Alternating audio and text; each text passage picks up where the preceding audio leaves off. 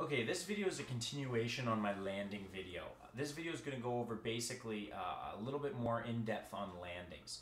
Now, landings with the trainer are a lot different than landing something like this P-47. When you're landing an airplane that flies good, it's the same as a trainer. Something like a lightweight extra or an edge or a yak, something like that, they fly well. They're light and they come down easily. You can glide them a long way and they're pretty forgiving. When you fly something like a P-47, a DC-3, any of these scale airplanes, oftentimes scale means pretty heavy. And you'll find that the airplanes are a lot trickier to land simply because, I'll demonstrate here, if I cut the power back, they sink like a stone. They really fall quickly. And you see I add elevator and it's still descending.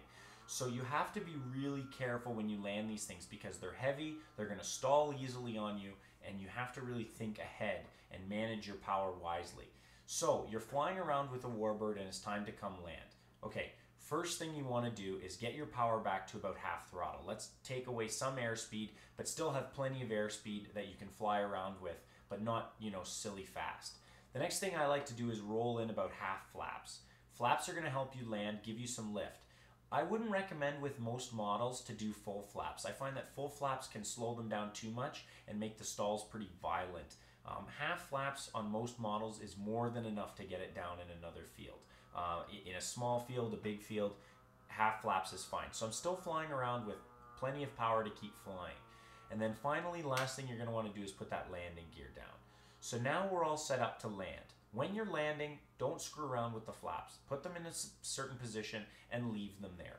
If you're focusing on where my flaps should be while you're landing, you're already got enough stuff to think about landing a warbird. Don't worry about your flaps. Set them somewhere and leave them.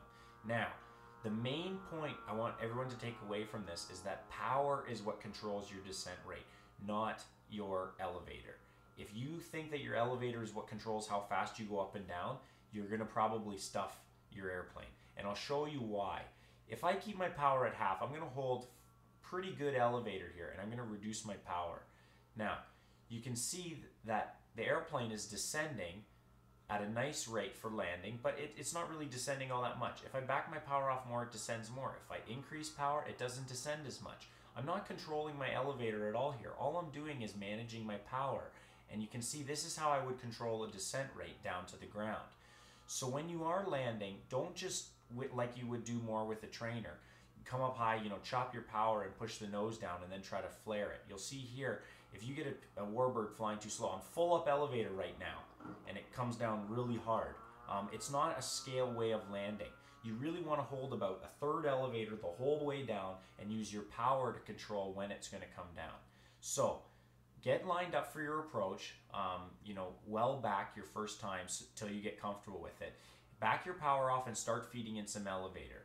Now start backing off your power and adjusting that power to fly the airplane down to the ground. And then right before the ground, flare it and pull your power back all the way and set it down in front of you. And this is going to make you have those nice scale landings and you can really drag them out, especially if you land with a high idle and you have a long field, you can really make a landing look scale. So I'll show you one more time with these landings. You're going to want to go and fly around and get up high and practice this from far away. So we're going to get ourselves set up here, fly our turn. We're going to throttle back, not all the way, about a third throttle, maybe a bit more, and then start controlling our descent rate. So I've got in some up elevator, I'm pretty far away, but I'm starting to back off now. It's starting to descend, a little power to slow it down, back off, a little more power, and then right when I need it to, flare and pull the power back all the way. And that's how you really need to land these big warbirds. Now, one thing, final thought, if you're landing on a grass field, for example, if I land out in this sod here, these retracts on this P-47 go inwards. You can see how when they go in and out, they go inwards. And this is something to think about when you're landing on a grass field, and I'll show you why. If you fly your landings into a grass field, you need to keep them straight all the way until you've landed.